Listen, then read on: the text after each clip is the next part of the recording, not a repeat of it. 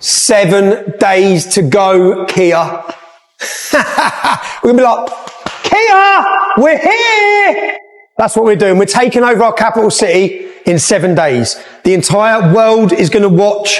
We are going to bring down Keir Starmer and his tyrant government. That's what we're going to do. We're going to show that the entire British public have had enough. And we're going to do it with smiles. We're going to do it partying. We're going to do it celebrating. We're going to do it with songs, with music. If you have not made your plans yet, if not now, then when? What's it going to take? Look at the destruction of our country. Look what they've done. Look at the change in demographics of our nation. Look at your town. Tell me, does your town look better? Is it safer? Can anyone in any British town look around their town and say, things are getting better? Look what Labour have done in 12 months. Unfortunately, we needed this. You needed to see what a tyrant communist Labour government would do to this country. The time is now. There's no more bullshit, no more moaning in the pub, no more being upset or moaning at work about it. Join the resistance and the rebellion. It started with 30,000 on the 1st of June. It went to over 100,000 on the 27th of July. On the 26th of October, 200,000. We're bringing 1 million strong into our capital city on the 13th of September. Be part of history. Where do we go after that?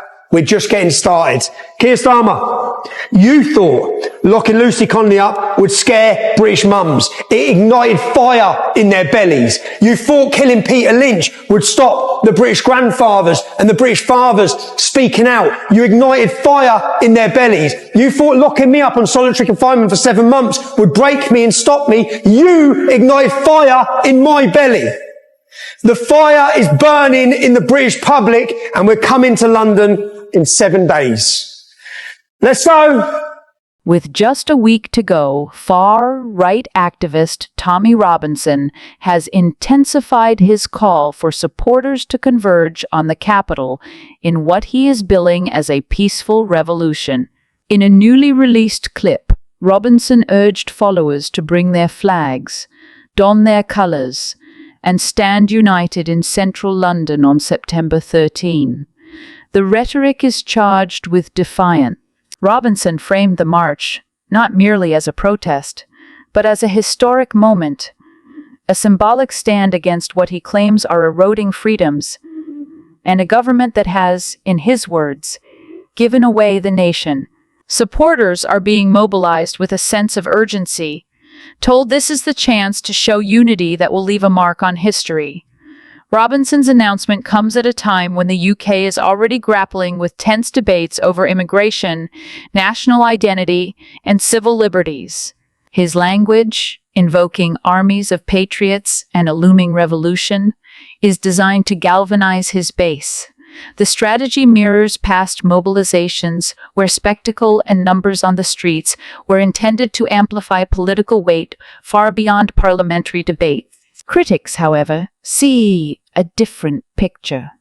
They argue Robinson is stoking nationalist sentiment and inflaming divisions at a fragile political moment. Concerns are mounting among lawmakers and watchdog groups that the September 13 gathering could attract not only Robinson loyalists, but also splinter groups with more extreme agendas. For Robinson's supporters, the London March is being cast as a defining showdown. Many frame it as the culmination of years of frustration with the establishment, a visible pushback against what they describe as censorship, loss of sovereignty, and political betrayal. By positioning the event as both peaceful and revolutionary, Robinson appears to be walking a careful rhetorical line. On one hand, he insists the march is lawful, disciplined, and a democratic display of free speech.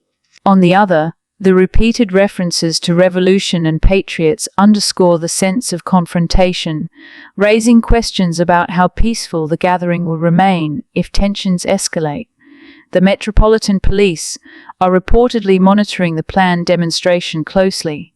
Past Robinson, linked events have drawn large crowds, and while many have been peaceful, some have erupted into clashes with counter-protesters or law enforcement. Security experts warn that the framing of the September 13 rally as a historic once in a generation moment could heighten the risk of confrontation. Beyond the logistics, the march illustrates Robinson's ongoing ability to command attention and shape the conversation on the fringes of British politics. While he no longer enjoys the mainstream exposure he once did, the resonance of his messaging among a segment of disaffected voters suggests he remains a figure who cannot be ignored. September 13 will be a test, not just of Robinson's mobilization power, but of the broader political environment in the UK. Whether the event is remembered as a peaceful display of unity or marred by unrest, it is certain to be closely watched, both domestically and internationally. We talked a lot about Angela Rayner losing her job. Can I just focus on two people who have also lost their jobs and actually come out of government today, who I was very surprised about? One is Ian Murray, who many people in England may not know him, but in Scotland he was the Secretary of State for Scotland in the cabinet, a very important position, and actually one of the best loved members of Parliament amongst MPs. Absolutely lovely guy. Hugely loved in his constituency because you may remember he saved the local football team in Edinburgh. And, you know, that really did surprise me because he's given such service to Scotland and to the party. The other one is Alan Campbell, who in fact came into Parliament with me in 28 and a half years ago. And Alan was the chief whip. And actually, I think many people will be very sad to see him go within the Labour Party because he was seen, he had this carapace as a really tough chief whip. Underneath, there was a person of real understanding and political nous. And I think he's actually been clobbered because he was telling Number 10, look, it's not going to go so well as you think in things like the welfare reform. I think he was telling the truth to Number 10 about what was happening in the party, and I think that was seen to be unacceptable. And do you think that's why these people have gone? These sound like old guard. I was aware of the MP for Edinburgh just because I've got family in Edinburgh, and I was aware of the football team staff and the fact that he was Secretary of State for Scotland. But do you think that, I mean, there's a slightly scathing attack there from Barry Gardiner on Keir Starmer's changes, I would say. Sorry, I'm just trying to make you my are head so scurrilous. You really are. It wasn't really, Barry. But it was a good point because these people have lost their jobs, and I'm sure we'll get back to the big names in a minute. But do you think that is once again short-sighted from Keir Starmer? Well, look, the important thing for anyone who is in any position of power in an organisation, doesn't matter whether it's government or a company, you need people around you who are prepared to tell you how it really is. And Alan Campbell was such a person. He had the experience. I mean, he was a very canny North of England operator, you know, and to be as long-standing as he was in politics in that part of the world, you know, he knew where the bodies were buried. He was the sort of person who would go into the cabinet and he'd say, well, I know you're all saying that you're going to do this, but let me tell you, it may not go down too well. No.